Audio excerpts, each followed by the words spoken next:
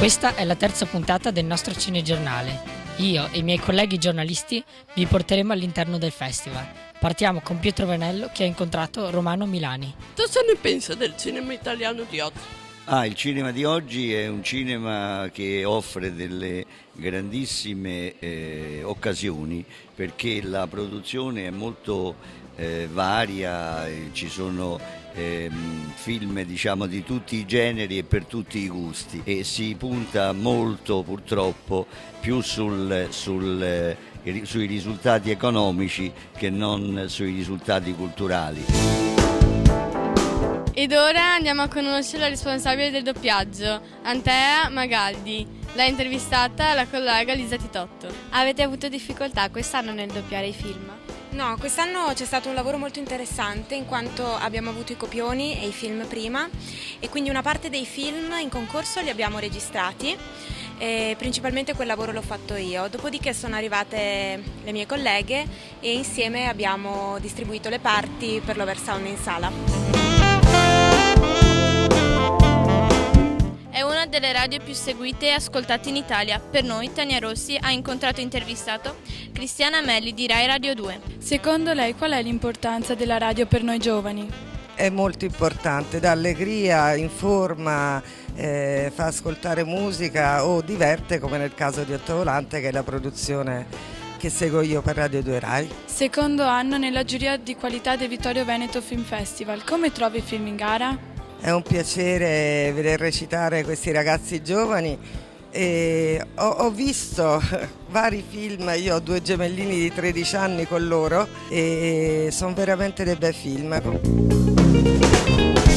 Tra i 20 quest'anno al Vittorio Veneto Film Festival targati Rai Cinema abbiamo incontrato la regista di Amiche da morire, Giorgia Farina. Diamo la linea a Petra Enrico.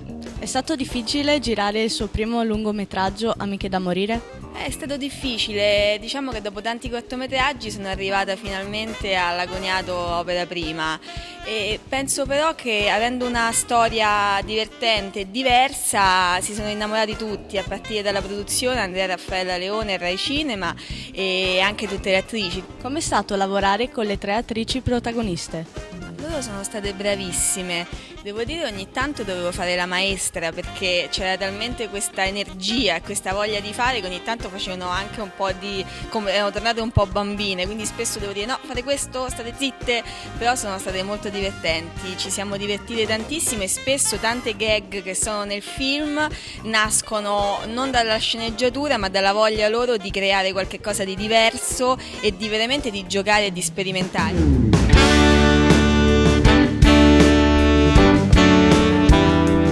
L'attore Stefano Bicocchi, detto Vito, è stato intervistato dalla nostra Gianni Francescato. È stato difficile portare il teatro in televisione? La televisione è un mezzo straordinario che, se usato bene, veramente può arrivare dovunque. Abbiamo degli esempi nei tempi passati di un grande teatro in televisione fatto da grandi attori e da grandi registi. È difficile interpretare i ruoli comici? È molto difficile, fare il comico è un mestiere molto difficile perché non si ride per convenzione. Se una barzelletta non fa ridere, nessuno ride. Il drammatico può andare a toccare delle corde più sensibili e più comunemente condivise. Il comico invece deve avere il talento.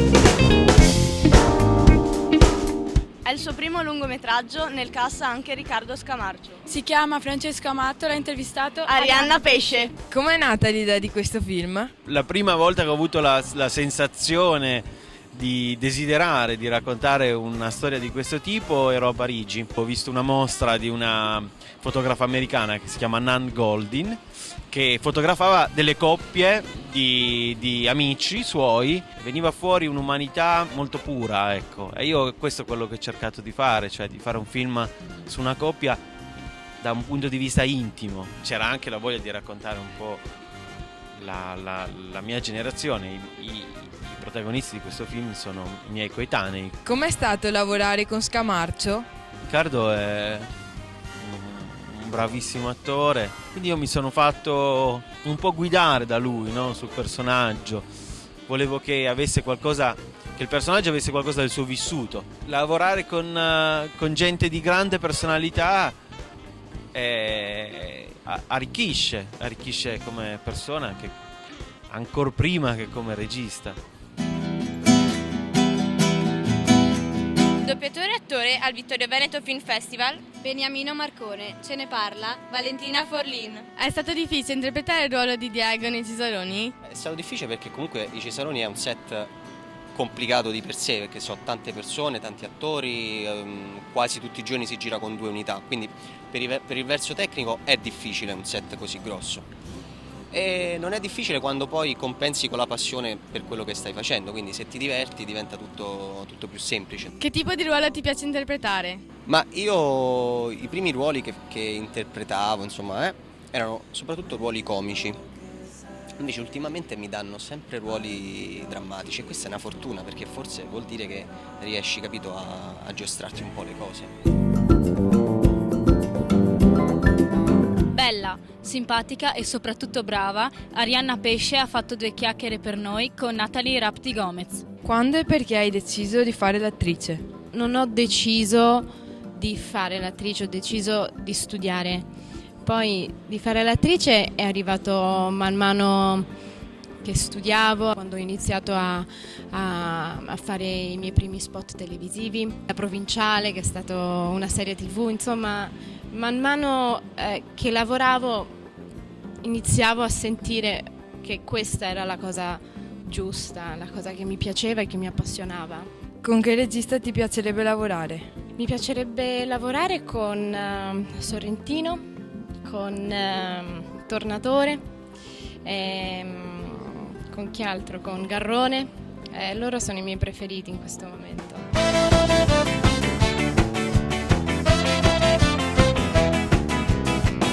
E anche per oggi vi abbiamo raccontato a modo nostro il Vittorio Veneto Film Festival, il dietro le quinte della 4ª edizione, ricca di ospiti e grandi eventi. Un saluto da noi tutti, al prossimo anno.